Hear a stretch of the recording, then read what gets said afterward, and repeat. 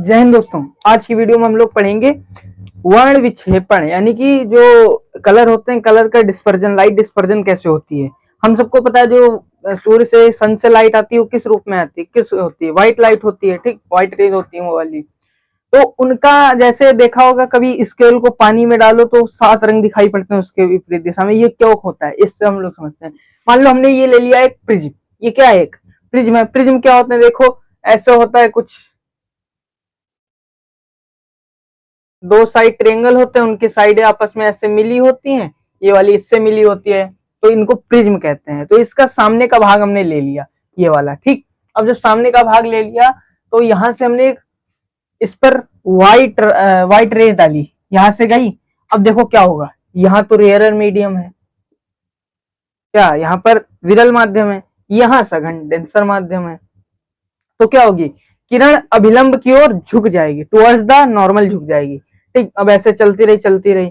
फिर यहाँ पर देखो, यहाँ पर डेंसर है लेकिन यहाँ पर रेयर है, तो क्या हो जाएगा, ये नॉर्मल से दूर भागेगी। ये नॉर्मल है ना, इसको जाना चाहिए था इधर, लेकिन जा किधर रही है, इधर, यहाँ नीचे आ रही है, ऐसे ही दूर भाग रही है। तो देखो जब ये दूर भागेगी तो 7 रंगों में निकलेगी। 7 रंग कौन कौन से?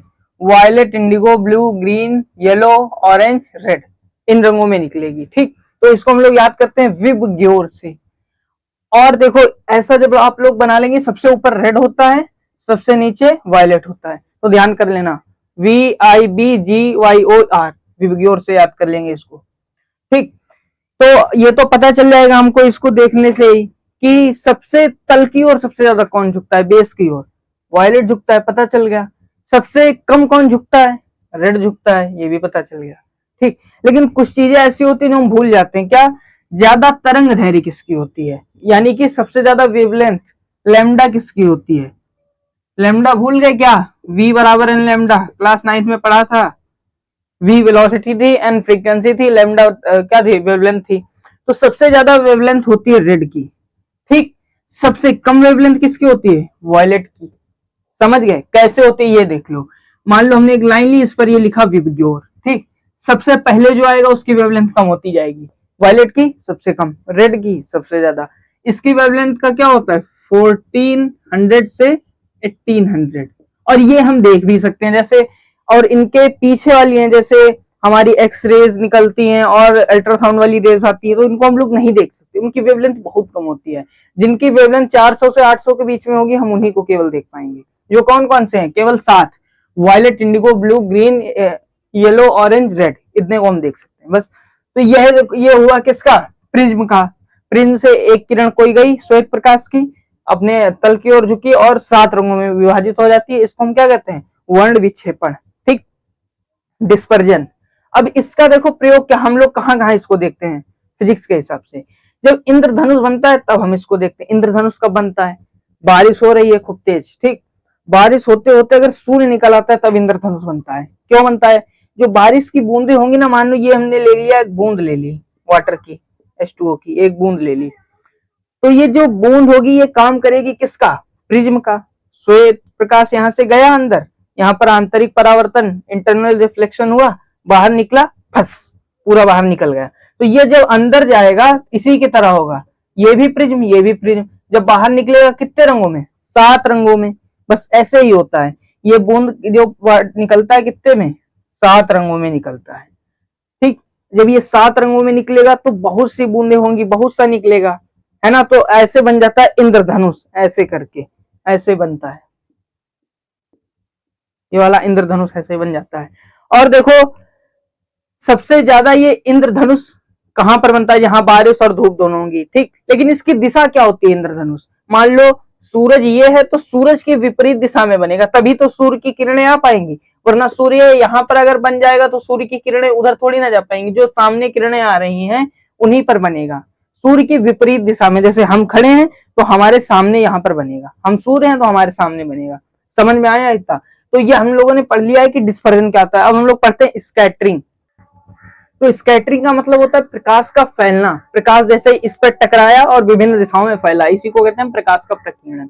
अब ये फैलेगा कैसे, देखो फैलेगा कणों से। कण होते हैं, देखो बड़े कण होते हैं, छोटे छोटे कण होते हैं। जो बड़े कण होते हैं उनमें देखो वाटर के कण आ जाते हैं, और बहुत से कण आ जाते हैं, छोटे छोटे में N2O2 के वायु के कण आ जाते हैं।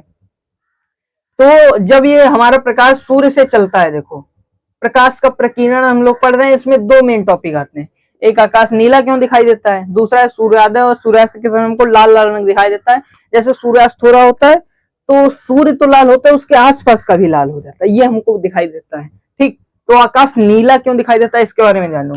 जब सूर्य से देखो किरण चली तो सूर्य से किरण चलने पर O2 N2 के छोटे छोटे कण होंगे। ठीक, तो अभी हमने बताया था कि छोटे कण जो होते हैं, छोटे कण क्या करते हैं, कम तरंग दैर्घ्य वालों को फैलाते हैं, बड़े कण ज्यादा तरंग दैर्घ्य वालों को फैलाते हैं।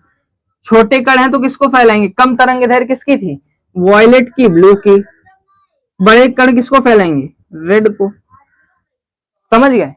देखो अब छोटे कण वाले किसको फैला रहे हैं, वायलेट और ब्लू को। तो जैसे ही N2O2 पर पड़ेगा, हमारा वायुमंडल किसका बना हुआ है, नाइट्रोजन का, ऑक्सीजन का, कार्बन डाइऑक्साइड का, हाइड्रोजन का, इसका सब बना हुआ है। तो बहुत छोटी छोटी कैसे है, मतलब कण इनके छोटे छोटे हैं। तो इसी से टकराएगा जब प्रकाश तो फैल जाएगा, और जब छोटे कण से टकराया कौन सा निकलेगा, नीला निकलेगा और बैंगनी। अच्छा, यहाँ पर हमको ये कंफ्यूजन लगता है कि होता तो बैंगनी है सबसे कम, लेकिन नीला क्यों दिखाई देता है।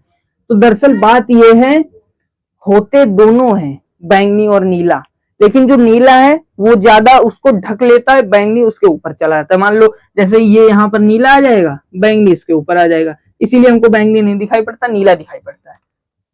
समझ गए। दूसरा कारण देखो, दूसरा है सूर्योदय सूर्यास्त के समय लाल रंग दिखाई पड़ता है।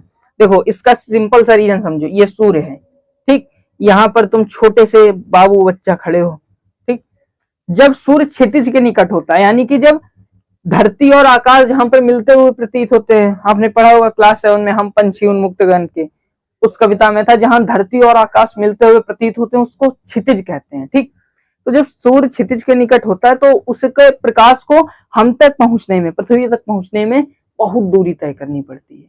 ठीक, बहुत दूरी तय करनी पड़ती है। ऐसे में बड़े कण टकराएंगे, छोटे कण टकराएंगे, तो जिसका प्रकीर्णन अधिक होगा, जिसका प्रकीर्णन अधिक होगा वो तो निकल जाएगा। मान लो बस चल रही है, जो ज्यादा झांक झांक कर बस में इधर देख रहा है, कहीं इधर देख रहा है, और कुछ हुआ, झटका लगा बाहर, वो तो बाहर चला गया, बाकी बीच वाले सब चलते रहेंगे। ऐसे ही होता है। सबसे ज्यादा फैलता कौन है, बैंगनी नीला।